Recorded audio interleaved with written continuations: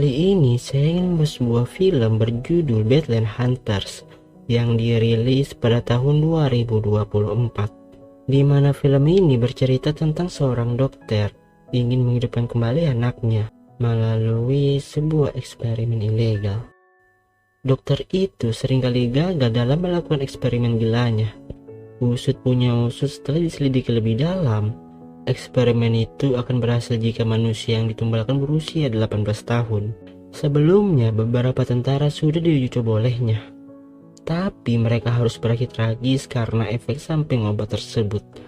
Dalam film ini, pemburu hunter terkenal mencoba merebut kembali rekannya yang diculik oleh mereka untuk dilakukan sampel percobaan. Tentu perjalanan mereka tidak mudah karena nyawa mereka lah yang menjadi taruhannya. Apakah mereka semua mampu merebut kembali rekannya yang diculik? So, ini dia alur cerita filmnya. Film dibuka, ilmuwan gila baru saja menyelesaikan eksperimen gilanya ke hewan. Dia bernama Dr. Gisu. Itu semua dia lakukan untuk menghidupkan putrinya kembali. 내가 소연이 살려낼 거야. 날 막으면 어차피 소연이 죽어. Dr. Gisu ditangkap oleh mereka atas tuduhan pembunuhan berencana yang sudah menewaskan ratusan nyawa tidak bersalah. Namun tidak lama setelahnya terjadi gempa yang begitu dahsyat.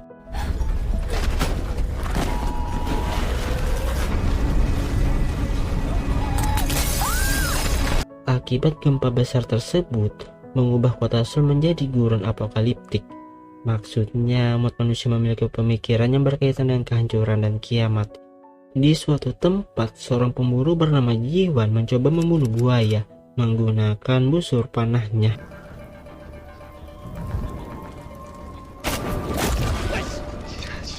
Namun bidikan Jiwan meleset dan pada akhirnya buaya itu menyerang balik. Dia tentu sangat ketakutan. Beruntung hunter terkenal Namsan datang tepat waktu. Lalu Namsan membunuh buaya itu, di mana dagingnya nanti bisa mereka jual.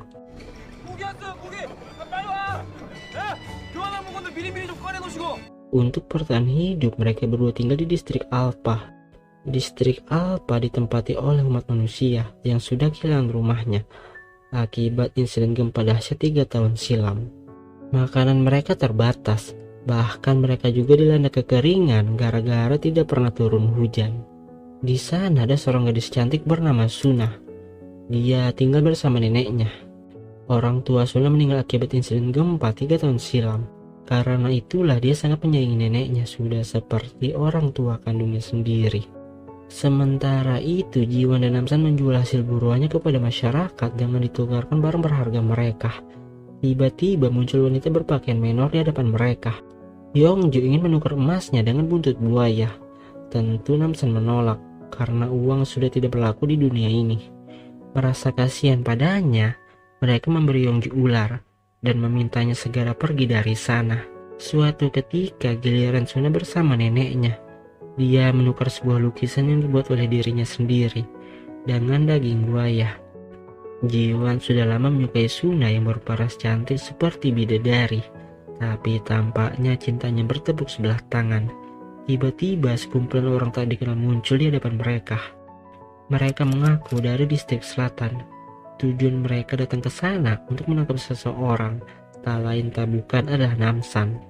Karena tidak pernah bertemu Namsan, mereka menangkap siapapun yang mirip dengannya. Ada salah satu warga setempat memberontak, lalu dia langsung dieksekusi oleh mereka. Hyojun tidak menduga ada gadis cantik di sana. Lalu dia berencana ingin menangkapnya untuk dibawa ke distrik selatan. Jiwan yang tidak terima akan hal itu langsung menyelamatkan Suna dan menghajar mereka semua. Tapi sayang dia kalah. Merasa geram melihat tindakan mereka yang sudah kelewat batas, Namsan langsung turun tangan.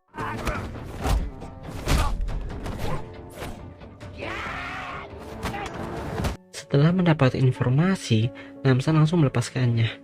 Menurut informasi dari Hyojun, distrik selatan memiliki cadangan air bersih yang bisa bertahan sampai 1 tahun ke depan. Dan tempat itu juga dikelilingi oleh tanah sekitar yang aneh, sehingga sulit untuk ditemukan. Tim relawan yang dipimpin oleh Yuna menawarkan Suna dan neneknya untuk pergi bersama mereka ke distrik selatan. Di sana mereka punya air bersih dan persediaan makanan yang banyak. Suna beralasan tidak bisa pergi jauh karena lutut neneknya sedang sakit. Yongnam pun menjelaskan nantinya akan ada personel kesehatan berjaga di tengah pos penjemputan untuk memastikan keamanan perpindahan bagi mereka yang sakit. Seandainya Suna menolak kesempatan itu, maka posisinya akan diganti oleh orang lain. Pada akhirnya Yuna pergi bersama mereka demi memperpanjang umur sang nenek. Kepergian Suna tentu membuat mereka sedih. Tapi mau bagaimanapun distrik Alpha bukan tempat yang baik untuk Suna dan neneknya. Sementara itu di tengah perjalanan menuju distrik Alpha, Tuan Choi selaku pemimpin anggota sukarelawan menyuruh mereka untuk berhenti sejenak.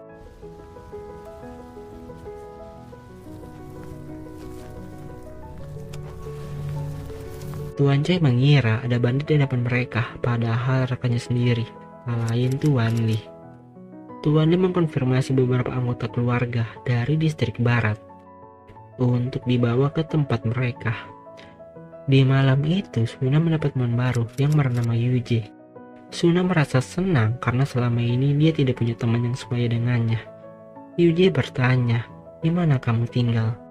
Suna menjawab, "Aku tinggal di distrik Alpha berdua bersama nenekku." Hingga suatu ketika nenek Suna mengalami kram yang membuatnya tidak bisa berjalan jauh. Begitu juga lansia lainnya. Takut mengganggu perjalanan, mereka perlu dibawa ke pos kesehatan sambil memulihkan tenaga, di mana Yongnam berjanji akan menyebutnya besok pagi. Setelah beberapa jam perjalanan, terlihat sejumlah mobil sudah menunggu kehadiran anggota sukarelawan. Karena terbatasnya waktu, mereka pun segera pergi meninggalkan tempat itu. Sebelum pergi, Suna melihat semacam bekas luka di belakang telinga Sersan Kim. Alih-alih diantar ke pos kesehatan, pria lansia malah dibuang ke jurang, dan nenek Suna dibunuh oleh Tuan Choi. Kebetulan malam itu Jiwon bersama Namsan sedang berpatroli. Bawahan Yongnam langsung menyerang mereka berdua untuk menghilangkan jejaknya. Bawahan Yongnam bergerak seolah-olah seperti zombie yang tidak merasakan sakit, meskipun jantungnya tertancap besi.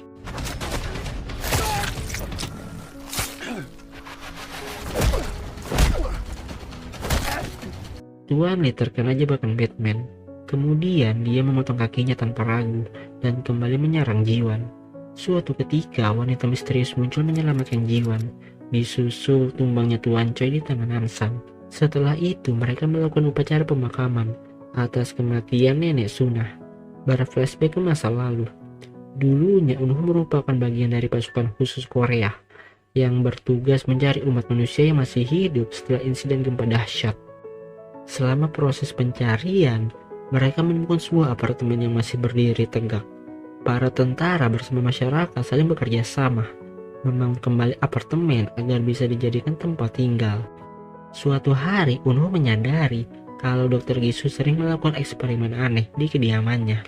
Dr. Gisu menjelaskan penemuan terakhirnya yang berhasil, bahwa dia telah menciptakan revolusi manusia, di mana mereka bukan manusia normal, dan harus memenggal kepalanya untuk membunuh mereka. Hal itu terbukti setelah Sersan Kim menembak rekannya.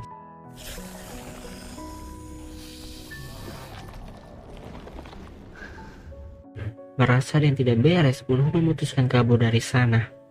Alasan utama Eunho pergi menemui Namsan karena dia ingin meminta bantuan untuk menyelamatkan anak buahnya. Dan penghuni apartemen di bawah genggaman Dr. Gisu.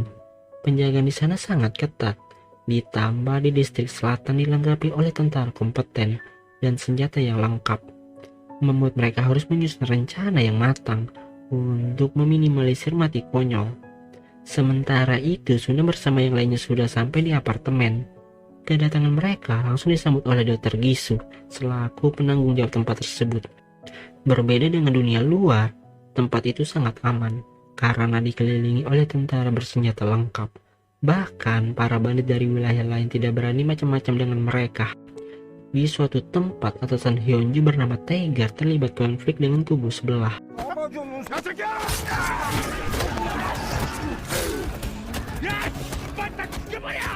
Di tengah pertarungan yang mencekam itu, tiba-tiba Namsan datang yang sedang mencari keberadaan Yuna. Namsan kaget melihat teman lamanya ada di tempat tersebut. Ketika di penjara, mereka berdua suka berantem, tapi Tiger selalu kalah menghadapinya. Lalu Tiger meminta bantuan Punggi untuk membunuh Namsan. Dengan imbalan setengah anak buahnya akan diberikan padanya.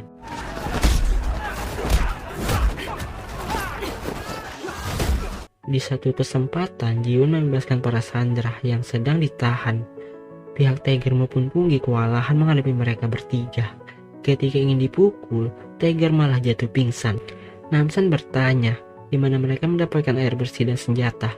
Meskipun sudah diancam, tidak ada satupun dari mereka yang memberitahu kebenarannya. Hingga tersisa Tiger seorang diri. Tiger memberitahu selama ini mereka menculik anak remaja untuk ditukarkan dengan air bersih maupun senjata ke apartemen. Yang berarti Dr. Gisu juga bekerja sama dengan para bandit dalam melakukan eksperimen tersebut. Terungkap para tentara termasuk menjadi bagian tes hasil percobaan Dr. Gisu. Mereka tidak memakan nasi, melainkan tikus hidup yang sudah disuntikan cairan kimia. Yongnam melapor, total yang sudah terkumpul 19 orang. Dr. Gisu meminta Yongnam untuk menjaga mereka sampai hari H tiba. Kemudian Yongnam mengantar Suna dan Juye ke dalam kelas. Keadaan kelas begitu sepi, seperti tidak ada kehidupan di dalamnya. Di sana Suna mulai curiga, ada yang tidak beres di apartemen. Dia melihat bekas luka yang sama persis seperti Sersan Kim, tapi Yuna masih belum tahu arti luka tersebut. Yongnam kembali memulai pengejaran. Di jam istirahat, para tentara memberikan botol aqua kepada semua murid untuk diminum. Dr. Gisu memberikan sepatah dua patah nasihat supaya mereka tidak takut menghadapi dunia yang kejam ini. Sebelum akhirnya dia meminta Yuje ke ruangannya untuk melakukan penelitian. 제 연구에 도움이 되고 싶어 한다고 들었어요. 제 연구실로 와요. 감사합니다, 박사님. Tanpa mereka sadari, hanya Suna yang tidak meminum aqua itu. Suna bertanya, di mana neneknya sekarang? Sejak 2 hari yang lalu, dia tidak pernah datang. Dr. Gisu menjelaskan kalau neneknya sedang dirawat di ruangannya karena kondisi kesehatan yang buruk. Di mana itu hanyalah kalimat penenang sementara, supaya Suna tidak memberontak. Sersan Kim termasuk ke dalam bagian rencana Dr. Gisu. Untuk bertahan hidup, manusia eksperimen yang berhasil harus menyuntikkan cairan kimia ke tubuh mereka yang dibuat khusus oleh Dr. Gisu. Jika tidak, tubuh mereka akan mengalami gejala yang aneh, bahkan bisa menyebabkan kematian. Malamnya, Suna mencoba menyelinap keluar untuk melihat keadaan neneknya di ruangan Dr. Gisu. Ketika berada di sana, Suna melihat foto masa lalu Dr. Gisu bersama putrinya ketika dia masih hidup. Suna menemukan dokumen rahasia. Ternyata Dr. Gisu sedang melakukan perkembangan regenerasi reptil melalui tubuh manusia. Menurut catatan tersebut, Dr. Gisu pernah melakukan eksperimen terhadap anak di bawah usia 17 tahun, tapi gagal. Dan mereka mati semua. Lalu Suna melihat Yuja sedang terbaring lemah di kasur. Tak berselang lama Dr. Gisu datang. Orang tua Yuja kaget melihat kondisi anaknya yang memprihatinkan. Kemudian Dr. Gisu menjelaskan kelahiran manusia abadi bergantung pada putri mereka. Dia juga menunjukkan tubuh anaknya kepada mereka yang dia anggap masih hidup. Suna melihat perdebatan mereka dari kejauhan. Tapi tiba-tiba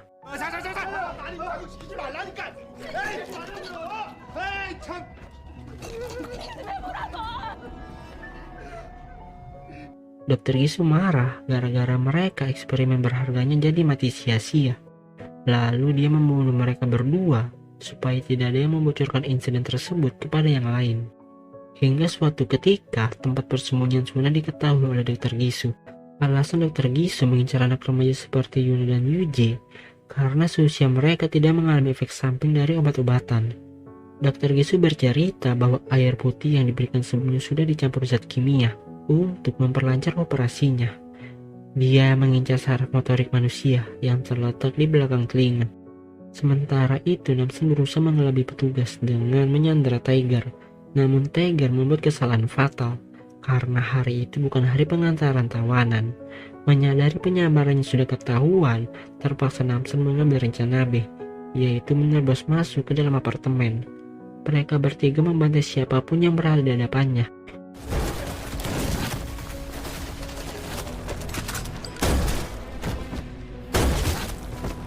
Di satu sisi, Yongnam melapor, ada 3 orang di lantai bawah sedang membuat kegaduhan. Yongnam menduga kedatangan mereka bertiga untuk menyelamatkan Suna kembali ke Namsan. Hasil operasi yang gagal membuat manusia berubah menjadi monster, di mana para monster itu adalah rekan seperjuangan Eunho di masa lalu. Namsan, Jiwan, Eunho terpaksa harus membunuh mereka semua untuk bertahan hidup. Jika tidak, mereka yang akan mati di tangan para monster itu.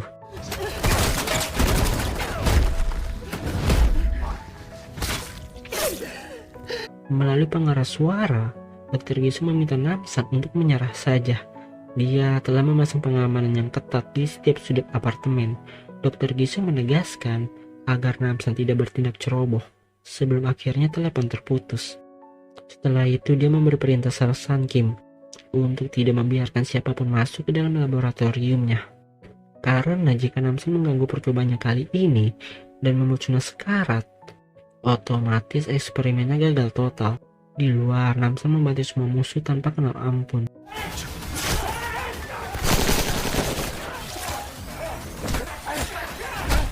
Jiwan mengecek setiap kamar apartemen, tapi masih belum menemukan Suna.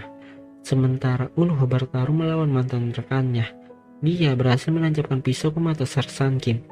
Sersan Kim merobek wajahnya tanpa merasakan sakit sama sekali. Pertarungan mereka berat sebelah, yang berakhir Eunho kalah melawan Sersan Kim. Sementara itu, Jiwan menemukan Yongnam di asrama siswa. Dia meminta Yongnam mengantarnya ke tempat Suna berada. Di tengah perjalanan, mereka malah bertemu dengan Sersan Kim. Karena terbatasnya waktu, Jiwan pergi menyelamatkan Suna, sementara Namsan mengulur waktu untuk mereka.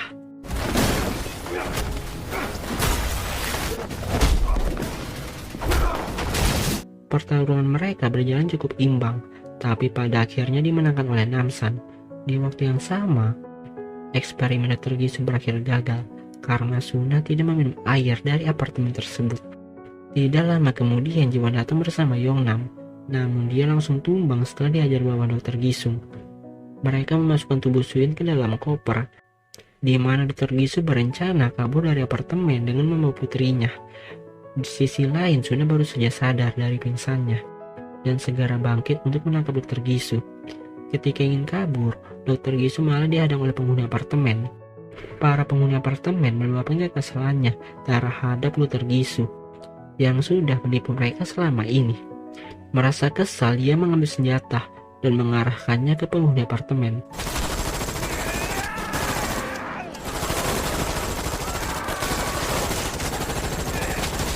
Gara-gara ulahnya sendiri, Dr. Gisung harus kehilangan putrinya yang tidak sengaja tertembak. Akibat kejadian itu, dia lebih memilih mati daripada hidup tanpa putri kesayangannya. Tidak lama setelah kematian Dr. Gisung, hujan mendadak turun setelah merasakan kemarau panjang 3 tahun. Setelah semuanya selesai, Eunho memutuskan tinggal di apartemen itu dan mengurusnya bersama penghuni apartemen yang masih hidup. Cerita ini berakhir, Suna, Namsan, dan Jiwan kembali ke desa, dan mereka menjalani kehidupan normal seperti biasanya, dan film pun selesai. Setelah sekian lama Mimin menemani kalian semua, Mimin izin pamit dulu ya. Sampai jumpa lagi di film selanjutnya. Dadah, meledak.